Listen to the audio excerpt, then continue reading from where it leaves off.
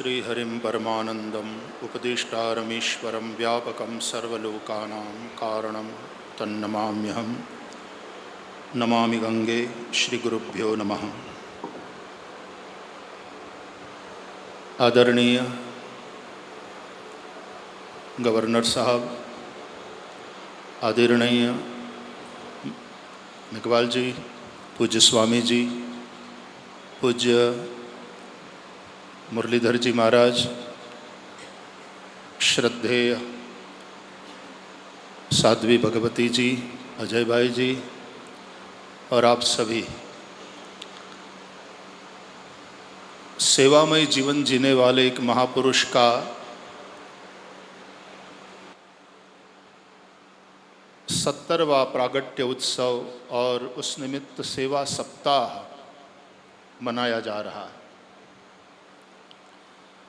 एक बात जो मुझे लगती है और मैं अपने मंच से, अपनी व्यासपीठ से शेयर करता रहता हूँ, आप सब लोग भी इस पर विचार करें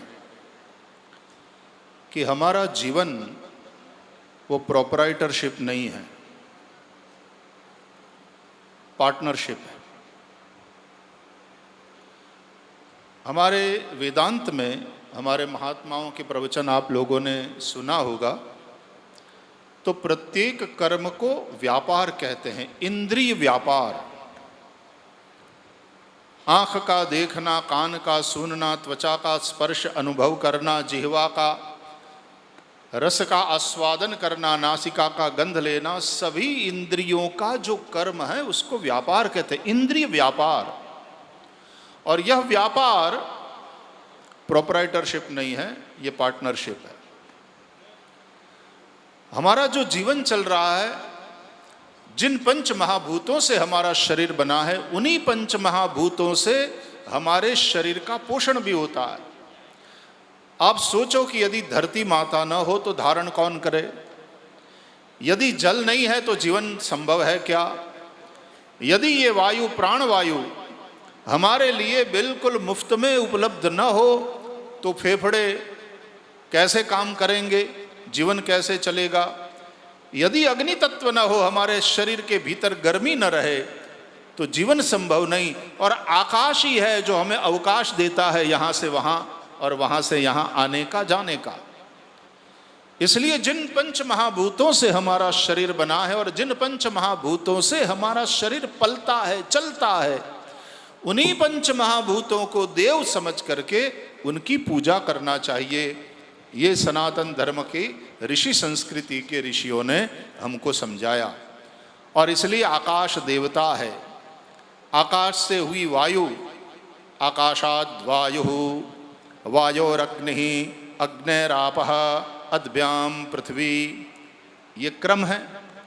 इसलिए वायु देवता, अग्नि देवता, जल यानी वरुण देवता और पृथ्वी को हम माता मानते हैं। पूज्य स्वामी जी अपने जीवन से यही संदेश दे रहे हैं। इसलिए धरती माता का श्रृंगार करो, पैड लगाओ। मैंने कहीं कहा था कि एक गरीब आदमी जिसके पास धन नहीं है लेकिन उसके पास भावना बहुत बड़ी है, वो श्रीमंत है, भावना के हिसाब से धनवान है। और वो यदि ये समझाए कि यदि मेरे पास पैसा होता तो मैं भी मंदिर बनवाता, यदि मेरे पास पैसा होता तो मैं भी अन्न क्षेत्र बनवाता, यदि मेरे पास पैसा होता तो मैं भी एक मुफ्त में अस्पताल चलवाता, यदि मेरे पास पैसा होता तो मैं धर्मशाला बनवाता। हम उनसे कहना चाहते हैं कि भाई पैसा नहीं है, भूल जाओ, तुम्हारे पास ये भाव है ना, एक धर्मशाला बनवाना है, एक मंदिर बनवाना है, एक औषधालय बनवाना है, ऐसा करो, एक पैड लगा दो, सब कुछ हो गया। एक पैड लगाने का मतलब है एक मंदिर बनाना, जिसके नीचे भगवान श्री कृष्ण कभी आकर के वो मुरली मनोहर बंसरी बजाएंगे। एक पैड बनाने से न जाने कितने पंछियों को आसरा मिलता है, कितने राहियों को वहाँ कुछ समय के लिए विश्राम का स्थान प्राप्त होता है। एक पेड़ बनाने से उसके फलों के द्वारा आप कितने पशु पक्षी और इंसान के पेट को भरते हैं। आपने अन्न क्षेत्र बना लिया। अरे नास्ति मूलम अनौषधम ये कहा जाता है, तो एक पेड़ एक दवाखाना ही है। इस तरह से एक पैड लगाने से बहुत सारे पुण्य कर्म एक साथ हो जाते हैं और माँ धरती का श्रृंगार तो होता ही है।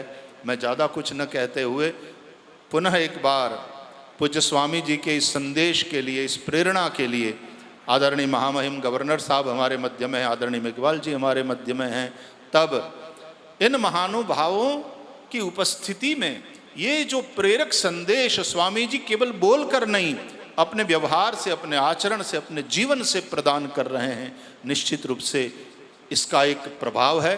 और हम समझें कि हमारा ये जीवन प्रोप्राइटरशिप नहीं है, ये पार्टनरशिप है। और इसलिए जो जो हम प्राप्त करते हैं माता प्रकृति से, हमें चाहिए कि प्रामाणिकता पूर्वक माता प्रकृति को लौटाएं। यही यज्ञ है, दो और पाओ, दे करके फिर जो तुम पाते हो वो प्रसाद है। और प्रसाद अस्तु प्रसन्नता, वो प्रसाद ही जीवन को प्रसन्नता से भरेगा। मैं पुनश्च पूज्य स्वामी जी को प्रणाम करता हूँ। आप सबके हृदय में बैठे हुए प्रभु को प्रणाम। जय गंगे।